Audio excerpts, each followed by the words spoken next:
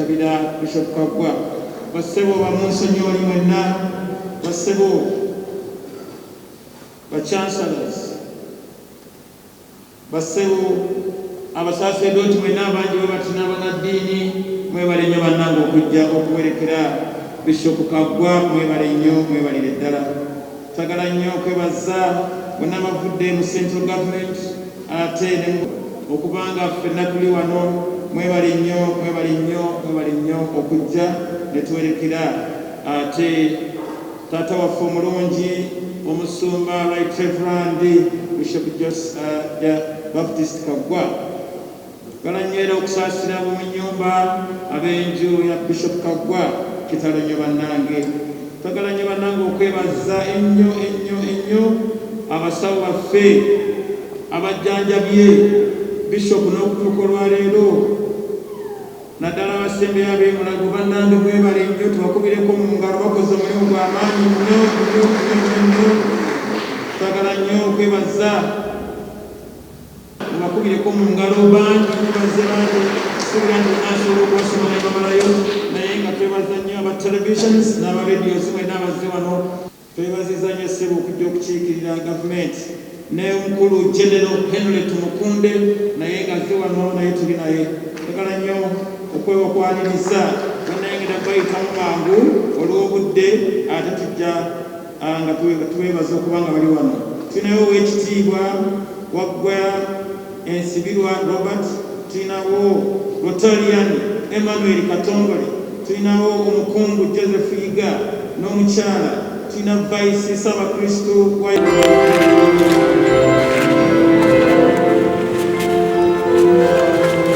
ekigenda okuddako zali Masaka era Masaka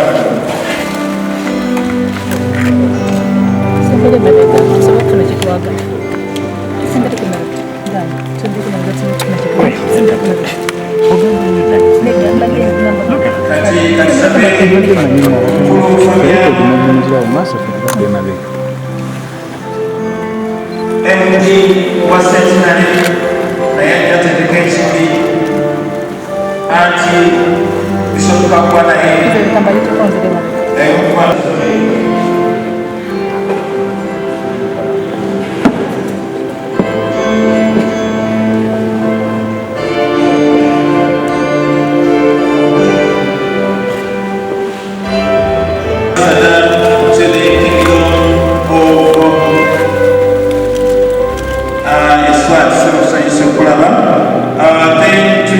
kati gavumenti egenda kukiikirirwa ow'ekitiibwa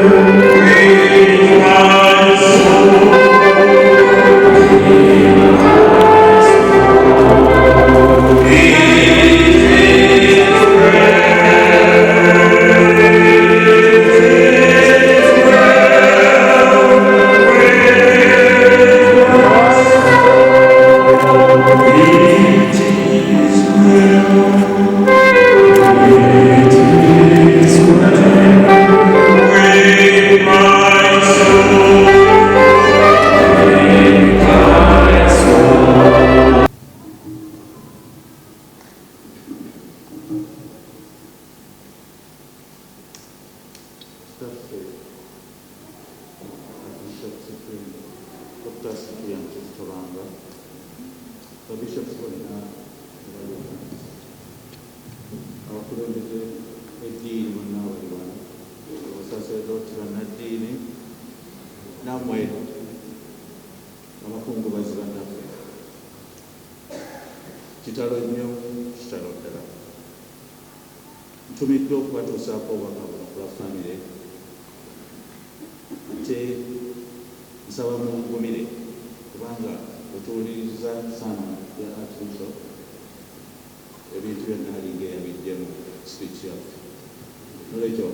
olw'okuba twatudde nga famire netujjamu ebikulu byetwagala okubatuusaako njagala mungumire repetition erimu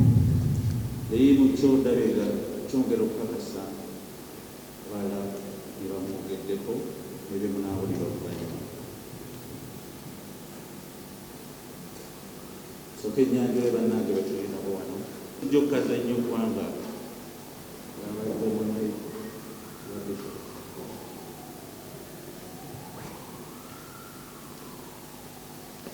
obubaka buno buli bakungubazi bannaffe mwenna abakwatiddwako mu ngeri enjawulo okufa kuno okwa Bishop John Baptist Kaggwa kitalo nnyo kitalo ddala tutegese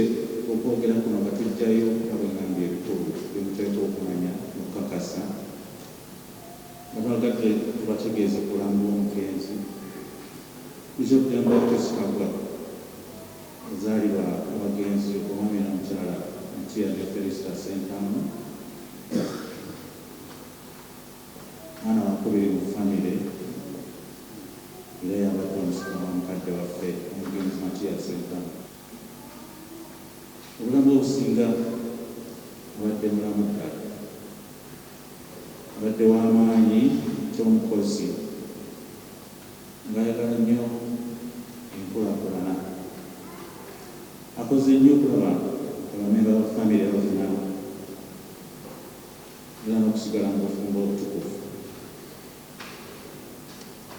abadde ayagala nnyo buli muntu yeemalirire naddala mu byenfuna era ng'abadde nkuumi nnyo omuludde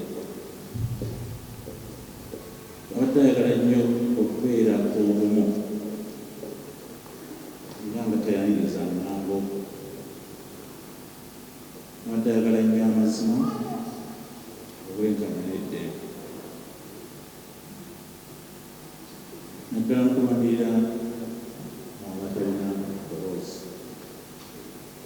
abadde teyeesaasira era ng'awummula kitono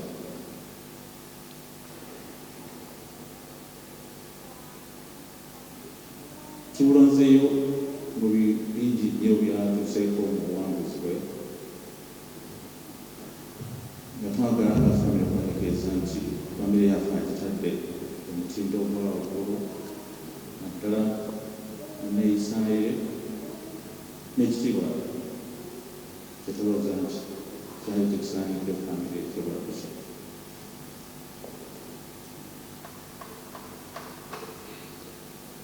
atuyigiriza naffe okweyisa obulungi naddala okukuuma ekitiibwa ekyo kya jjaaji abadde musaseredooti aweesa ekitiibwa era amukulembeze mu bulungi atusakidde emikwano mingi wano n'ebweru tuviiriddwako n'olwekyo omuntu abadde omugaso nnyo famire yaffe era atazika mu bino byabaddemu n'obuvunanyizibwa famire mutegeeza badde musika wa taata waffe olwekyo yabadde kinaffe abadde mutabaganya ate nga agabanyayo obuvunanyizibwa bwe abadde talagira naye nga asaba okuyambibwako. He has been a delegate, not dictating.